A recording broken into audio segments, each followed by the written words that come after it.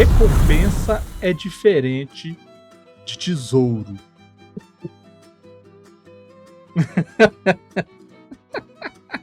Esse é um bom gif, hein?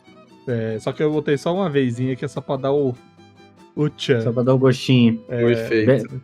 Belíssima bochecha, velho. De novo, Realmente, parabéns. ó. Parabéns, Carlos Villagrán, parabéns.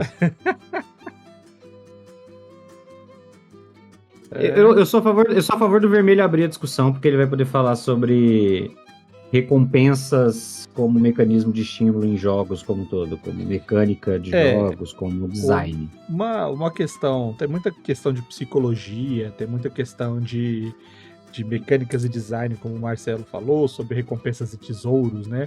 Na verdade é sobre prêmio e recompensa.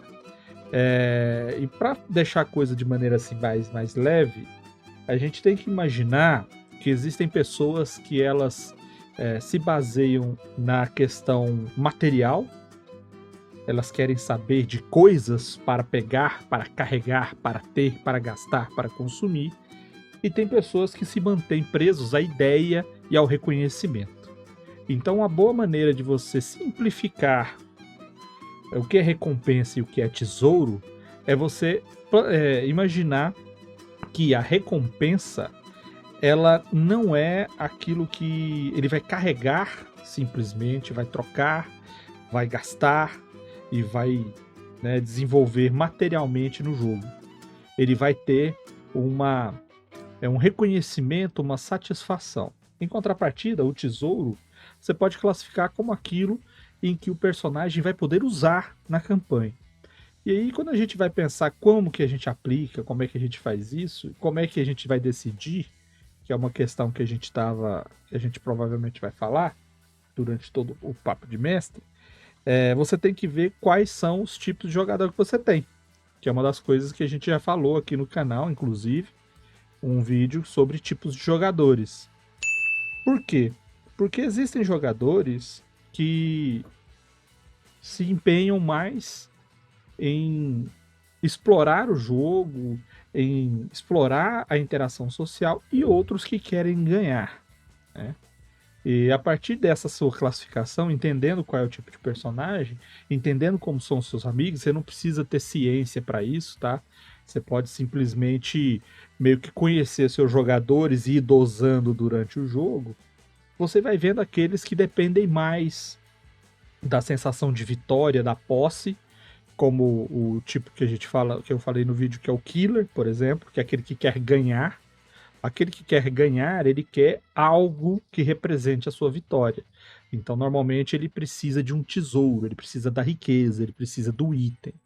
Ou aquele que quer colecionar coisas, aquele que é muito chegado em ter coisas do cenário, tipo itens mágicos. Então, ele quer colecionar, e aí eles precisam de um tesouro.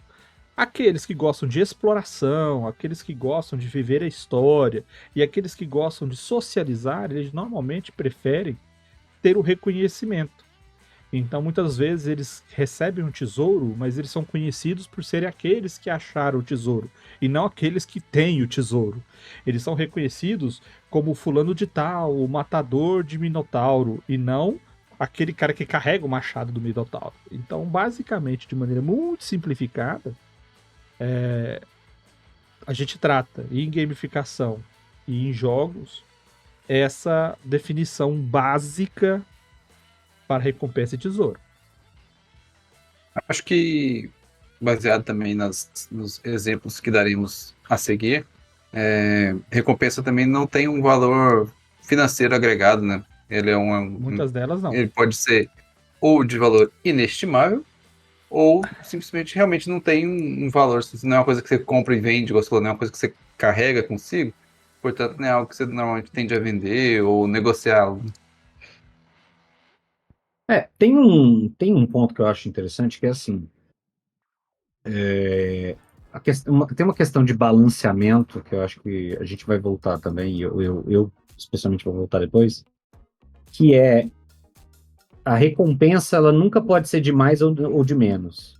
Então, aquilo que a gente já discutiu sobre desafios, sobre fazer equilíbrio de combate, aquela coisa toda, que é, se você dá recompensa demais pelas coisas, em breve você começa a ter problema. Porque as pessoas não só vão esperar aquele padrão de recompensa excessivo em relação ao esforço, como vai ficando cada vez mais você conseguir fazer um esforço equivalente. Isso eu estou pensando já em termos mecânicos, né? Em termos de jogos, dos jogos em si. Então, se você dá muito XP, ou se você dá muito tesouro, dali a pouco a galera já está aumentando muito rápido o desafio ou a força deles para você lidar com isso.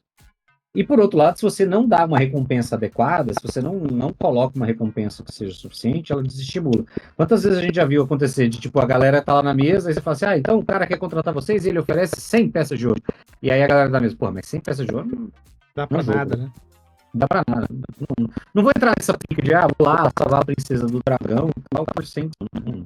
E aí os caras negociam e falam, mas 100 peças de ouro já estão lá pro nível de vocês e tal. Os caras, não, mas a gente quer mais, não sei o que. Tudo que você vai passar, então a gente vai embora. Hoje quer não. Esse é o que eu penso. Então, tem esse aspecto aí, você também vai poder. Você está dando estimular a medida da barra. Mas eu acho que um ponto interessante que eu queria debate. Vamos levantar um debate. Vocês falaram sobre a questão das recompensas imateriais. E eu queria levantar sobre a recompensa negativa. Ou seja, quando mais do que eu ganho de alguma coisa, mais do que um benefício, o objetivo da ação ou o desafio é evitar um malefício. Então, assim, ao invés de você falar para os personagens, o cara tá oferecendo uma grana para vocês irem lá matar os goblins que estão na caverna. Não, é um vilão que chega para vocês e fala, se vocês não forem lá matarem os goblins, para matar os goblins da caverna, eu vou tacar fogo na vila de vocês. Vou matar todo mundo aqui. Ou seja, a recompensa deles não é algo benéfico, não é a recompensa, seja material ou imaterial, da satisfação. Não, é evitar um malefício. É aquela coisa que o pessoal fala do carrot and stick. Eu não sei se tem uma tradução direta para isso, porque eu fui alfabetizado em inglês, como lembra sempre o vermelho. Mas que a galera fala que tem duas formas de você estimular o burrinho a andar. Ou você bota uma cenoura na frente dele e ele anda tentando pegar a cenoura, ou você bate com um pedaço de pau na bunda dele para ele andar. Então, às vezes, a gente está acostumado com a recompensa que é só a cenoura. Ruim essa frase. A recompensa que é tipo, bota na frente da galera uma coisa positiva que eles querem para eles terem motivo para ir lá. Conta como recompensa você já, desde cara, botar a galera para evitar uma situação ruim como recompensa? Eu acho que raramente as pessoas entendem, e aí talvez até o vermelho complemente mais envolvendo a psicologia dos jogos, mas raramente as pessoas entendem evitar um pior, né? O trato do miliciano, né? Tipo assim, você resolve pra mim, eu queimo sua casa. Eu acho que as pessoas tendem a não entender isso e recompensem mais como uma ameaça, né? Tipo assim, eu tô resolvendo uma ameaça e não trazendo a recompensa de, pelo menos minha casa não pegou fogo já que eu consegui cumprir essa missão. Isso é complicado, porque existem dois tipos de reforço. É o reforço positivo e o reforço negativo. O reforço positivo é quando você premia pela ação. Então, faço alguma coisa, faço bem. Você recebe um prêmio, você recebe uma recompensa. Agora, existe o reforço negativo. O reforço negativo é aquele, ou você faz ou você perde. Então, ele também dá o resultado. Só que a maioria, como Jesus falou, a maioria das pessoas, elas consideram como uma ameaça, é como se fosse um resgate, né? É como se você tivesse que pagar um tributo, porque você não está, na verdade, ganhando nada. Você vai ter que fazer algo que você não queria para evitar perder alguma coisa.